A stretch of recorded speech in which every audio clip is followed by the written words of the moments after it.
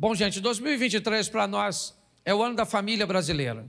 Nós temos visto, não é de hoje, a pressão que as famílias têm recebido, os desafios que as pessoas têm enfrentado para se casar, ok? Antigamente, para se casar, você só precisava de um porco, uma cortina que saía da sala e ia para a varanda, certo? Um tonel de 200 litros, um bolo mais ou menos com uns 4 a 5 centímetros de glacê, certo? Uns negocinhos assim de chocolate, uns brigadeirinhos assim de docinho, um outro que tinha um amendoim pendurado assim na ponta, certo? Aquele montão de gente bonita, fantástico, aquelas gravatas que parecia forca, certo? Aquelas mulheres com aquele vestido colorido, assim, aquele cetim, aquelas coisas fantásticas. Aquilo era o show da moda, da alta costura. E as pessoas se casavam, tinha comida com fartura, mas era muita comida.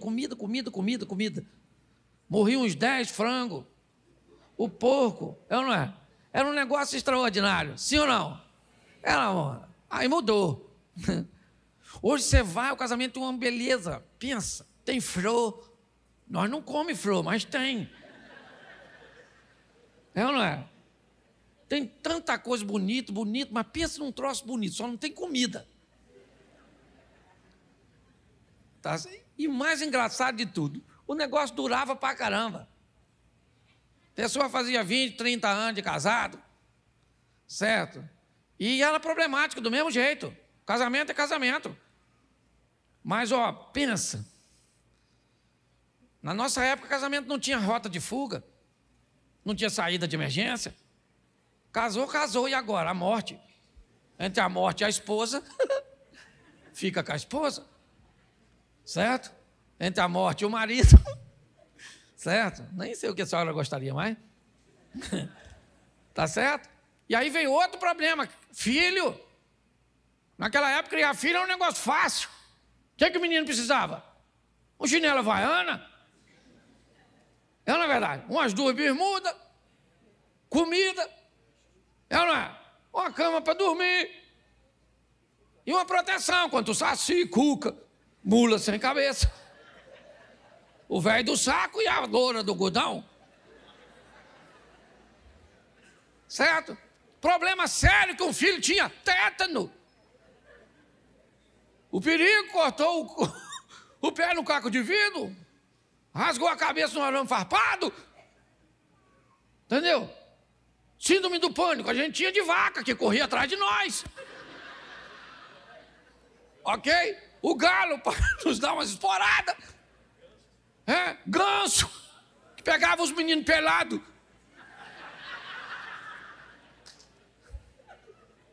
O mundo era diferente. Não é?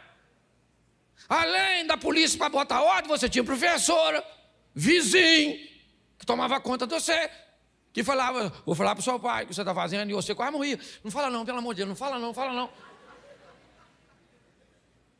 Professora era a segunda mãe. O mundo era diferente, sim ou não? Hoje a criança tem que ter um smartphone. Não é? 150 canal com high definition, nós tínhamos o raio do chuvisco, certo? Aquela imagem subindo assim, que você tinha aqui, um troço fantástico. Quem aqui apanhou? Claro, isso. Diálogo na nossa época se chamava Havaiana, não é? Uma boa conversa era a vara de goiaba, sim ou não? Sim. O zóio dos responsáveis falava. Ninguém mandava uma criança sair, você só olhava.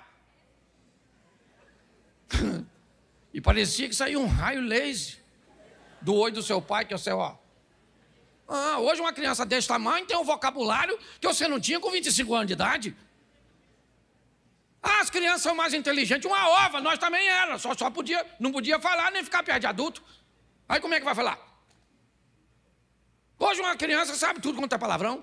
Nós tínhamos dificuldade até para falar. Se você quiser xingar alguém na nossa época de criança, sabe o que nós falávamos? Seu cocô. De tão básico que era o nosso vocabulário, sim ou não? Mas o mundo mudou e o pior de tudo, você não morreu. Você continua vivo. Porque se você tivesse morrido, tinha acabado.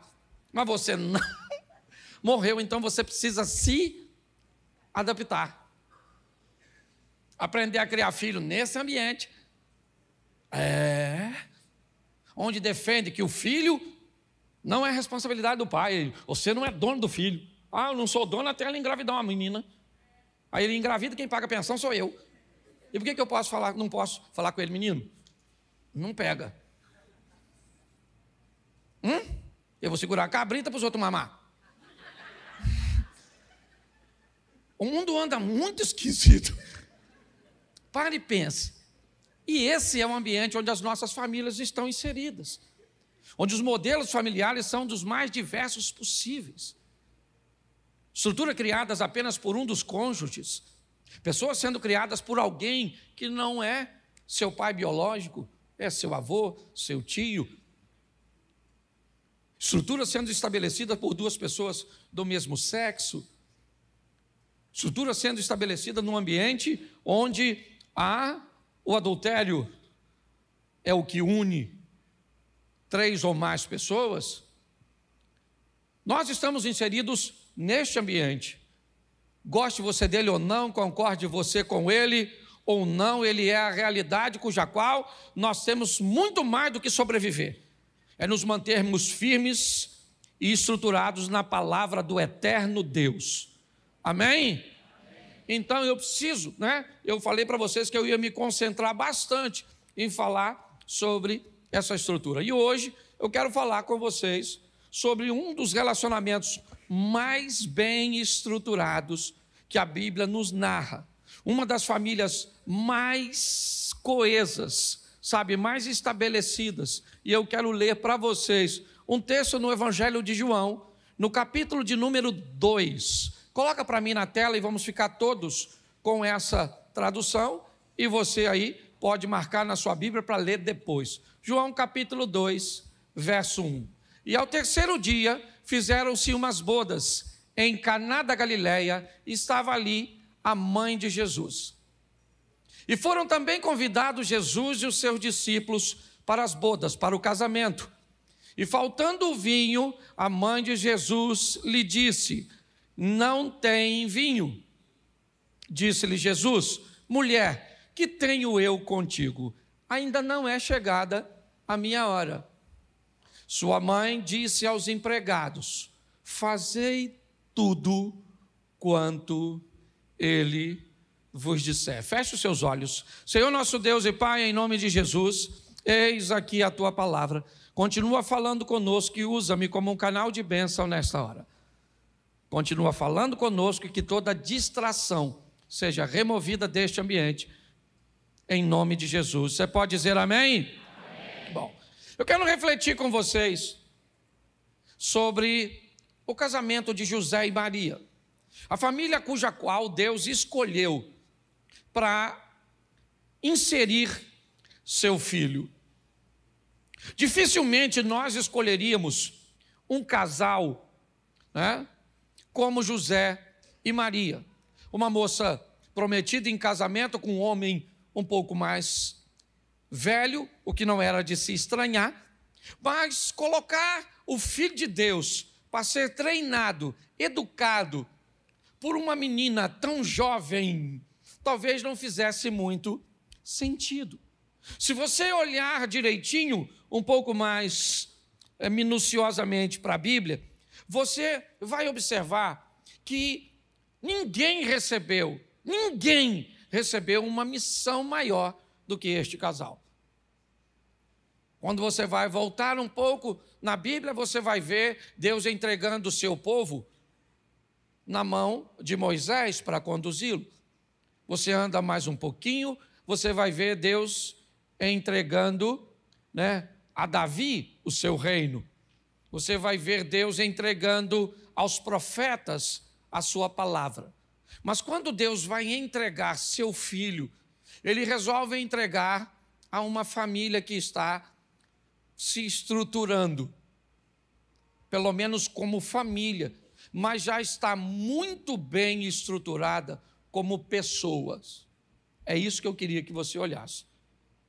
Já já eu vou chegar no texto aqui, porque ele já é um avanço da união deste casal. Mas em casa depois você lê. A narrativa do que vai acontecer com Maria está no Evangelho de Lucas, a partir do capítulo 2. A narrativa do que vai acontecer com José está em Mateus, logo iniciando ali no capítulo 1. E quando nós olhamos essa história que parece que está tão distante, o texto diz mais ou menos assim: no 6º mês, o anjo Gabriel foi enviado a uma cidadezinha chamada Nazaré, a uma moça chamada Maria, que estava prometida em casamento com um homem chamado José. O anjo entra a esta moça, que fica perturbada com aquilo que está acontecendo, e ele lhe cumprimenta: salve agraciada, o Senhor é contigo. E o anjo anuncia para esta menina, que ela vai engravidar de um menino e que ele vai ser o Salvador. É essa a informação que chega à jovem. Ela começa a explicar ao anjo que não há como ficar grávida sendo virgem. E o anjo diz para ela: isso não é problema para quem me enviou. Descerá sobre ti o Espírito Santo, o poder do Altíssimo te envolverá e você vai gerar um filho. E ela disse: estou dentro, seu anjo. Eu aceito esse negócio. Beleza, está tudo certinho. O tempo passou. José começa a observar que Maria está grávida. Ele nunca teve um relacionamento sexual com ela. O padrão do nascimento de uma criança sempre foi o ato sexual. Se José não teve uma relação sexual com Maria, desculpa, João, se não teve, com um relacionamento com Maria, isso significa que alguém teve. E José não sabe o que aconteceu. Maria disse que aceitava, ok. Mas o anjo disse a ela: Isabel, sua prima, que é estéril, tem 6 meses de gravidez nas montanhas. E ela não narrou a ninguém o que aconteceu.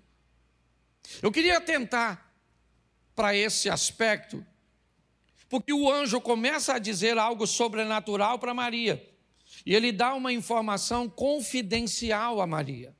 Ele diz: olha, eu vim te trazer a notícia que você vai engravidar, mas além disso, Isabel, sua prima, está grávida lá nas montanhas.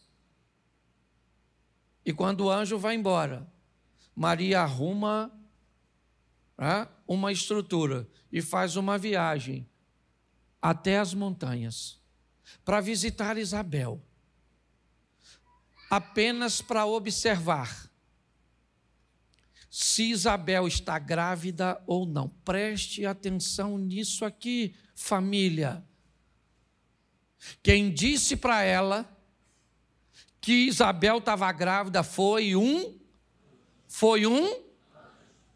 E quando o anjo vai embora, Maria vai conferir o que o anjo falou. Preste atenção. Pastor, o que o senhor está querendo ver? Eu estou querendo mostrar para você a maturidade. Eu estou querendo mostrar para você que quando pessoas que compõem uma família, antes de tomar uma decisão, antes de estabelecer uma reação, antes de fazer alguma coisa, deveria fazer como Maria, obter o máximo possível de informações, para que não tomasse decisões precipitadas, para que não criasse caos em seu contexto familiar. Hoje muitas pessoas enfrentam sérios problemas no seu casamento, na sua família, por uma coisa chamada mal entendido. Pessoas que não conseguiram esclarecer, absorver o conteúdo do que foi dito, o conteúdo do que foi feito, e inevitavelmente entram em discussões, acabam enfrentando adversidades, simplesmente porque não são capazes de obter a informação correta de algo que aconteceu. O anjo disse a Maria: sua prima está grávida. Ela disse: tranquilo. O anjo saiu e ela foi ver se Maria está grávida, ou ver se Isabel está grávida, perdão. Pastor, mas isso não é falta de fé? Não, fé ela disse que tinha quando ela disse para o anjo: eu vou ser mãe sem um homem me possuir. Agora, quando o anjo disse: sua prima está grávida, ela disse: beleza, vou lá falar com ela. Isso é Maria. Eu vejo aqui duas coisas nesta menina. Primeiro, esta menina é uma menina que ouve o que Deus tem a dizer. Segundo, esta menina é uma menina que ela vai averiguar as coisas, vai buscar informações, beleza. Só que casamento não é feito de uma pessoa só. Não adianta uma mulher sábia, madura, casada com um homem desorientado. Para isso ter sucesso, quem está na ponta dessa corda? Mateus está lá narrando. O nascimento de Jesus foi assim. Estando Maria desposada com José, antes de que se achassem, ou que tivesse um relacionamento, achou-se grávida do Espírito Santo. José, seu marido, certo? Sendo justo e não a querendo difamar, ele elaborou um plano de deixá-la secretamente. Enquanto ponderava nisso, enquanto José, por não saber o que estava acontecendo, não tomou nenhuma decisão imediata. Enquanto José ponderou, pensou, avaliou, ele buscou entender o que estava acontecendo, um anjo chegou. O anjo chegou e disse: José, meu filho, Maria está grávida. José falou: nossa, isso eu já sabia. Canela inchando, peito volumando, enjoando, só que não fui eu. E o anjo falou: fica tranquilo, Zé, que você não levou chifre. Maria está grávida e é do Espírito Santo.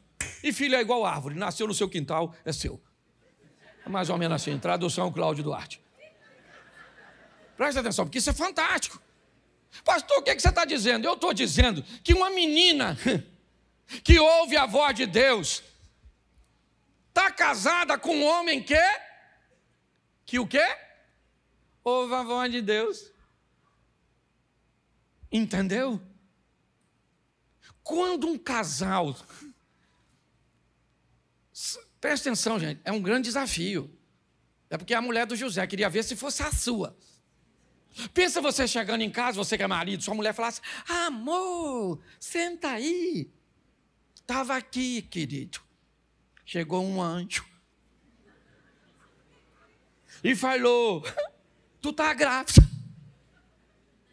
Ô irmão, se tua mulher vem com uma dessa, a Maria da Penha vai ter que entrar em cena, não vai não? Que história é essa, dona? Tá igual na Amazônia, o boto engravidando os outros? Que história é essa? Era problema sim ou não? Sim ou não? Mas não era problema para quem ouvia a voz de Deus. Não era problema para quem não tomava decisão em ambiente emocional desestabilizado. O que eu vejo é um casal apto para lidar com essas coisas. Porque a mulher ouve a voz de Deus, sim ou não? E o marido ouve a voz de Deus, sim ou não? Hoje a mulher ouve a voz de Deus, sim ou não? Só elas disseram assim. Hoje o homem ouve a voz de Deus, sim ou não? Note que a mulher responde tudo, sim ou não. Você não escuta a voz do homem, não. A mulher ouve a voz de Deus, sim. O homem escuta a voz de Deus, não. E eu já sei que as criminosas que estão falando tudo, é ou não é verdade? Então preste atenção. As coisas têm mais facilidade de se resolver. Primeiro, quando são resolvidas num ambiente investigativo. Quando são resolvidas nos ambientes onde os ápices da confusão mental, daquela crise momentânea, eles passam. Então eu vejo aqui um homem maduro casado com uma mulher madura. Pronto, esse negócio tem que dar certo. E não estou falando de idade não, viu, gente? Porque ela era garotinha, novinha. Eu estou falando de maturidade. E maturidade tem a ver muito com idade, não. Tudo bem que não pode ser novo demais. Mas às vezes eu vou aconselhar casal. A mulher tem 25 anos, o marido tem 27, e é uma maturidade extraordinária. Às vezes eu vou conversar com um camarada, ele tem 47, a mulher tem 45. E você diz... Vocês são casados? Nossa, quantos anos você tem? Eu tenho 47. Sério? Nossa, pensei que ele era 14. É, porque eles brigam por um negócio assim que você pensa... Gente, por que eles estão brigando? Aliás, há um tempo atrás me chamaram para me ajudar um casal a resolver um problema. Eu cheguei lá, ele estava arrumando as coisas para ir embora. Aí eu cheguei e falei, rapaz, o que houve? Ele falou, o que houve, pastor? Que chega, acabou. Estou indo embora que eu não aguento mais. Falei, o que foi? Ela te traiu? Ele falou, que é isso, pastor? Traiu nada, ela é legal. Eu falei, então você vai largar ela por quê? Ele falou, porque nós estamos brigando e eu estou cansado de brigar. Eu falei, nossa.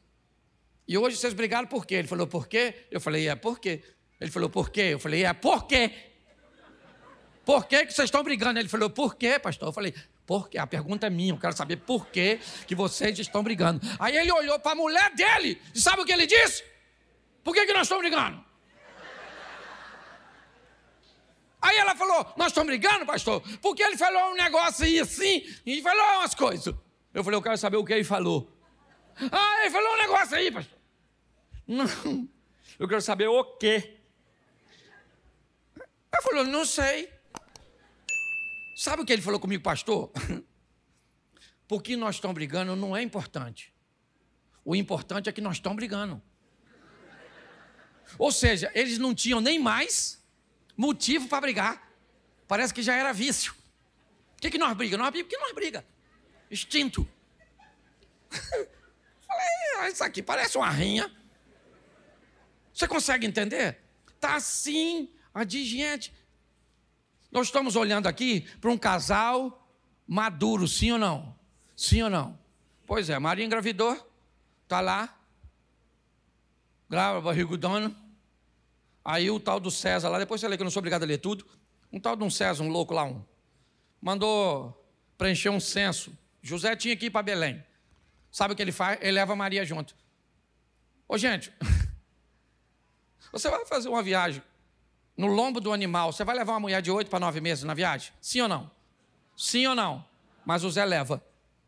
Aí você vai dizer, mas pastor, Jesus tinha que nascer em Belém. É claro que tinha, porque o profeta escreveu. Mas não é disso que eu estou falando de casal. Eu imagino o Zé falando, Maria, filha, eu vou em Belém preencher um documento lá. Maria falou, Zé, eu vou também, meu amor. E o Zé falou, você é doida, garoto? Vou levar você, vai me atrasar tudo. Todo quebra-mola tem que frear, o meu jumento. Que você está aí, vai toda hora dar vontade de ir no banheiro, as crianças pressionando você. Ficar por aí, já eu estou voltando. O que o Zé falou? Não, querida, vamos. Vai ser uma viagem fantástica. De Nazaré a Belém. Faz isso um dia. Vai lá, de carro, já é ruim. Imagina o Zé. Vamos embora, Maria. E não dá nem para falar muito do filho. Que não foi os dois que fizeram junto. O que você espera desse garoto? Puxa quem? Puxa quem? Puxa você, porque de mim vai puxar o quê? Não fui eu que fiz. Você está rindo, mas o assunto é sério. Tanto é que o José chegou atrasado de Belém. As pousadas estavam tudo lotada. Arrumaram um lugarzinho lá. Eu fico imaginando. Se eu chamo minha mulher para viajar comigo e na hora de dormir é no lugar de bicho. Maluco, eu tô morto.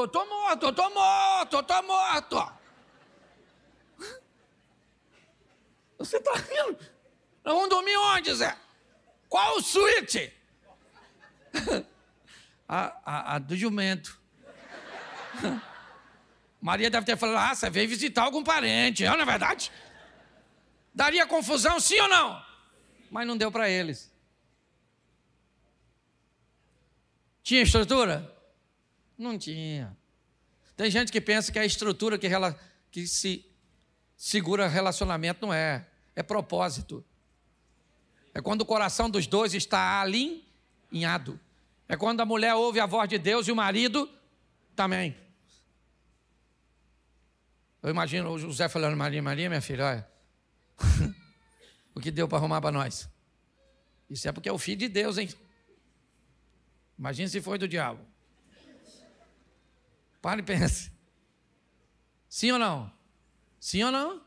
E lá, naquele ambiente, Jesus nasceu. Quem é que fez o parto? Isso é que eu gosto. Quem é que estava na cena? O Zé e a Maria. Quem é que fez o parto? O Zé. Maluco. Eu conheço um homem que se visse o sangue,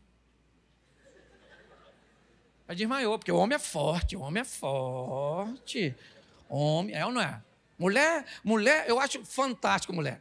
Você pega uma mulher, você dá uma criança de 5 quilos para uma mulher carregar. Ela carrega a criança o dia inteiro. Do outro lado, uma bolsa, que cabe o quê? O mundo. E os planetas também. Cabe tudo lá dentro. Tem mamadeira, tem isso, tem aqui, tem aquilo outro, tem tudo, maquiagem, tem tudo. O menino mamando e ela passando batom. Não é verdade? Aquela coisa, pode notar.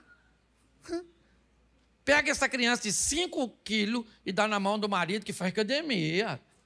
CrossFit. O músculo do macho é assim, ó. Ele segura a criança de 5 quilos, 3 minutos aqui.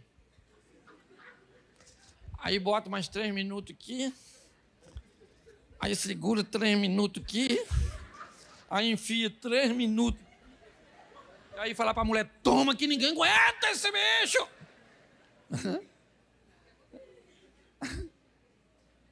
Conhece? É ou não é? A mulher 39,5 de febre. Levanta de manhã, faz café, bota as crianças para o colégio, sente uma tontura, escora, retoma, acorda o marido, manda ele trabalhar, lava a roupa, arruma tudo, sai para pagar as contas, voltou as crianças tudo sujo, faz comida para as crianças, aí já baixou para 39, aí de tarde dá outra crise, 39,5, quase 40. O homem chega do trabalho, ela dá janta, leva toalha, cueca, tudo para o homem. Toma um antitérmico lá pelas 21h30. 23, ela ainda faz amor com ele. E vai dormir meio cansado. O marido dela, ele acordou de manhã com 37,5 de febre. Gente, nossa, tá girando tudo aqui assim, ó. Vê se eu tô quente, ó. Eu devo estar com 53 de febre, assim, né? Avisa o pessoal que eu não vou trabalhar, não. Aliás, eu nem sei se eu vou estar vivo amanhã, eu não é? Identificou, né, Cláudio? Você tá rindo, mas é sério. Eu acho fantástico. Sabe quem está lá? José e Maria. Eu gosto desse casal. Acabou de resolver tudo. Sabe quem é que parece? O anjo. O anjo apareceu para o Zé e falou, Zé, menino, vou falar uma coisa para tu. Uma fofoca aqui. O Herodes está afim de matar seu filho. Está com um negócio de exterminador aí. Então, você, vaza. Foge para o Egito. O Zé deve ter falado, seu anjo, a minha carpintaria está lá em Nazaré. Minhas ferramentas, meus pedidos, meus clientes. E o anjo deve estar falando, escuta o quê, querido? Vai ter hora que os negócios ficam para depois. Porque você tem que dar uma parada para cuidar dos filhos, para dar uma olhada na turma. Eu acho isso extraordinário. Você consegue entender isso? Seu trabalho é importante, sim ou não? Mas sua esposa também, seu marido também, dona. Pelo amor de Deus, para de ficar enfiando a cara no trabalho. Sai de casa para ganhar tesouro, volta para casa, não tem para quem deixar o tesouro. Esse dia o cara chegou em casa, um menino de 18 anos. Ele olhou para a mulher dele e falou assim: quem é aquele homão que está lá? A mulher falou: sou o filho. Ele falou: meu Deus, se eu visse na rua, não conhecia. Você está rindo, mas é sério.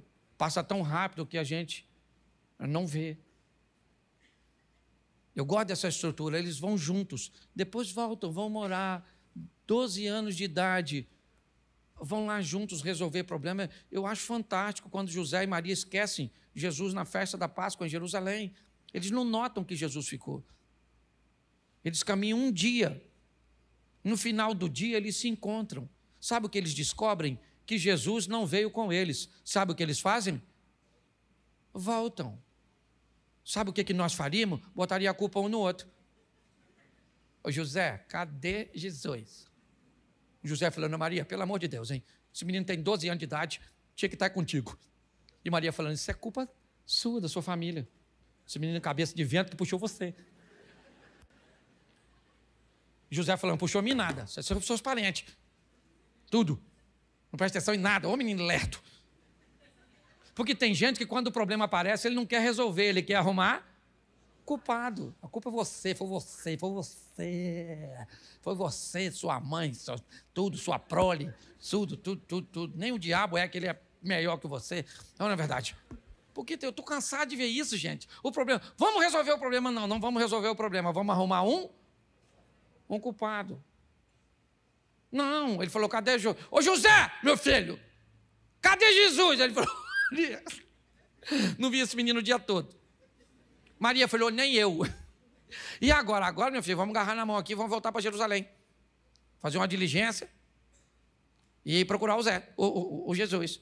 3 dias depois. 3 dias depois. Dormindo junto no final do dia. E Maria, imagino Maria falando: e aí, Zé? Será que aconteceu com ele? O Zé falou: minha filha, fica tranquila. Porque nós não podemos fazer é orar. Por quê? Porque o menino é filho de Deus, que deixou com a gente.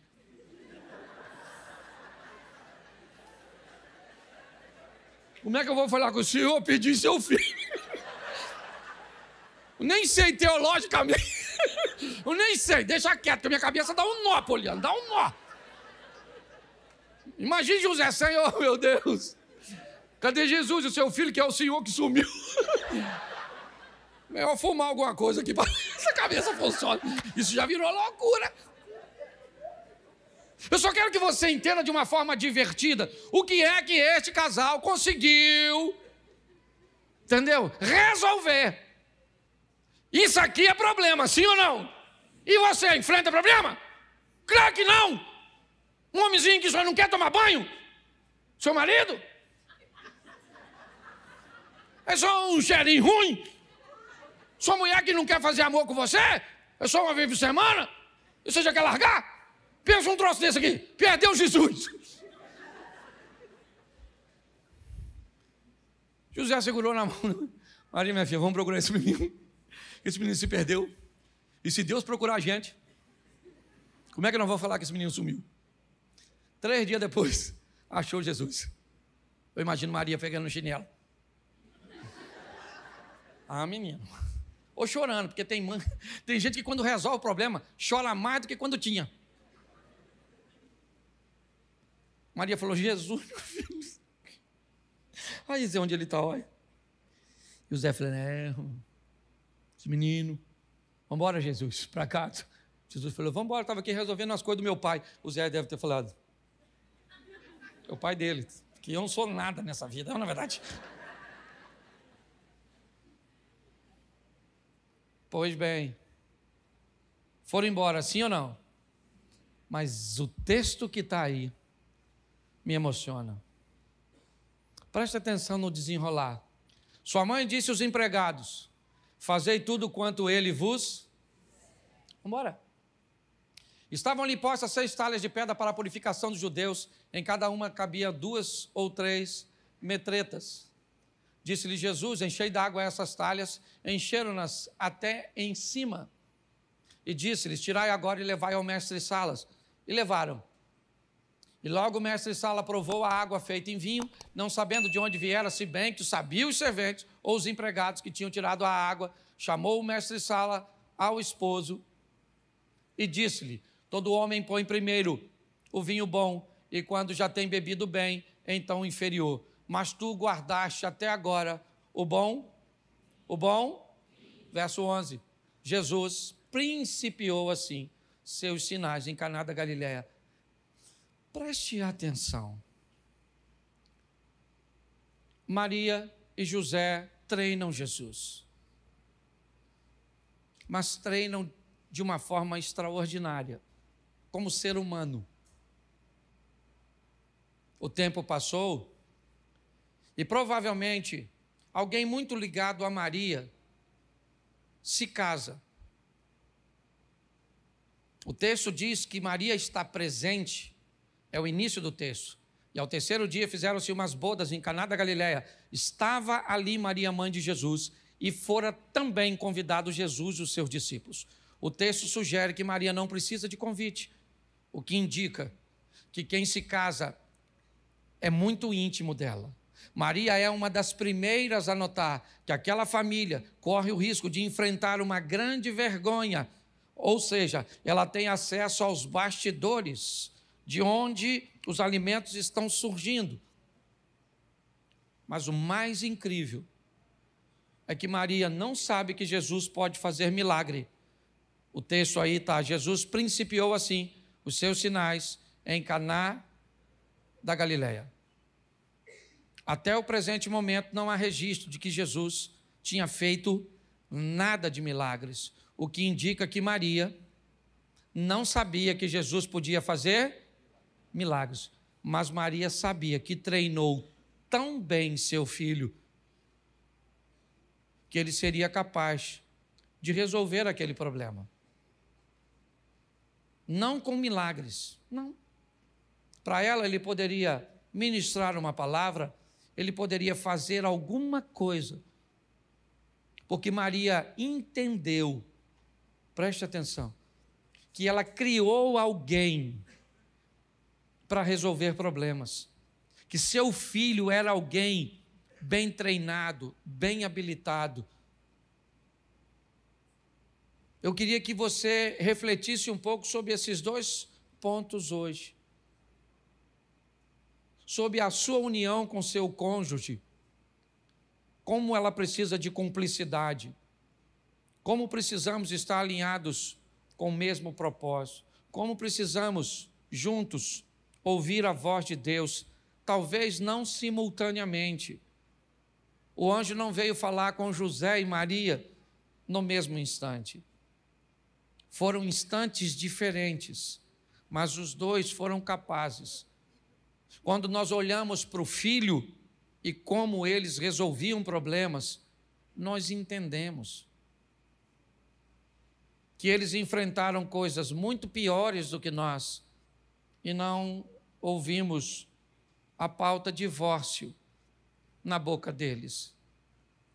As pessoas me perguntam muito: pastor, por que pessoas se divorciam?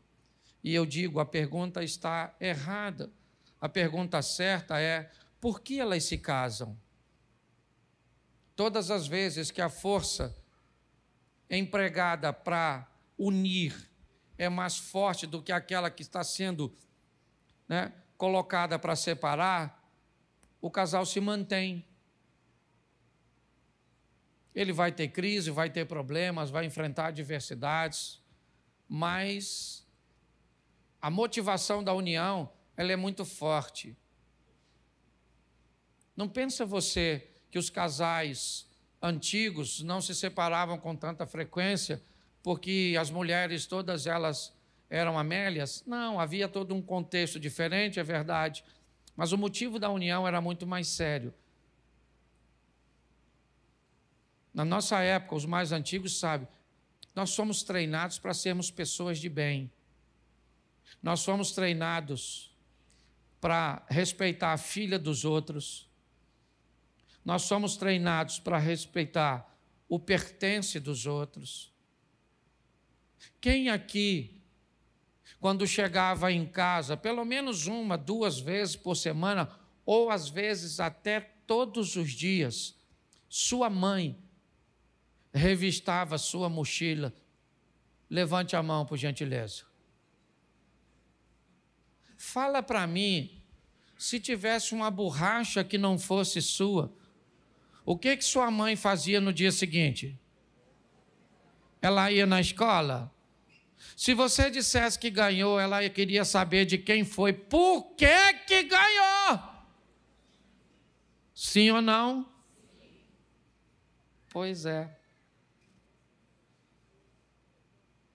Eles se preocupavam em colocar as meninas no balé?